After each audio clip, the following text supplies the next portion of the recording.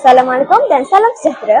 Saya Nur Raisa Rena, pengacara TVPSS PK Channel Escape Makan Kala, membawakan anda laporan khas sempena sambutan Hari Guru peringkat sekolah yang berlangsung dengan meriah. Tema Hari Guru pada tahun ini ialah Guru Pemacu Reformasi Pendidikan. Sambutan dimulakan dengan perarakan masuk guru-guru bertemakan Kalau Aku Bukan Seorang Guru. Cukup unik dan mencuit hati. Setiap orang guru tampil dengan pakaian dan prop menggambarkan kejayaan lain seperti chef, pilot, doktor, misi dan lain-lain. Tema ini bukan sahaja menghibur, malah menyampaikan mesej bahawa menjadi guru adalah satu pilihan yang mulia. Jom kita saksikan.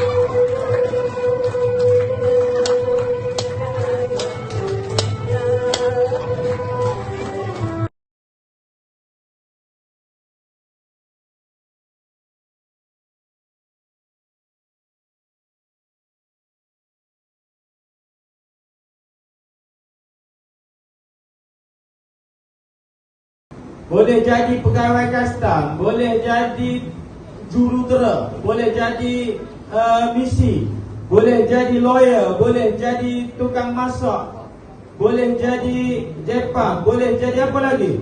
Semua benda yang anak-anak tengok di sini, semuanya hasil daripada asuh didik sabar seorang guru.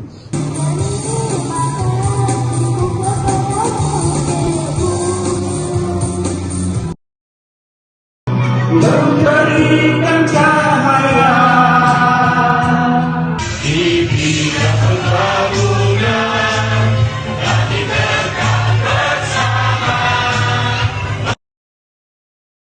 Bersama saya sekarang ialah Cikgu Nur Azma yang tampil sebagai peguam dalam perarakan tadi. Cikgu, boleh kongsikan mengapa memilih kejayaan itu untuk perarakan Hari Guru? Terima kasih Raisha. Okey, kenapa cikgu pilih kejayaan sebagai lawyer atau peguam? Sebenarnya sebelum cikgu join masuk jadi guru, cikgu adalah seorang peguam.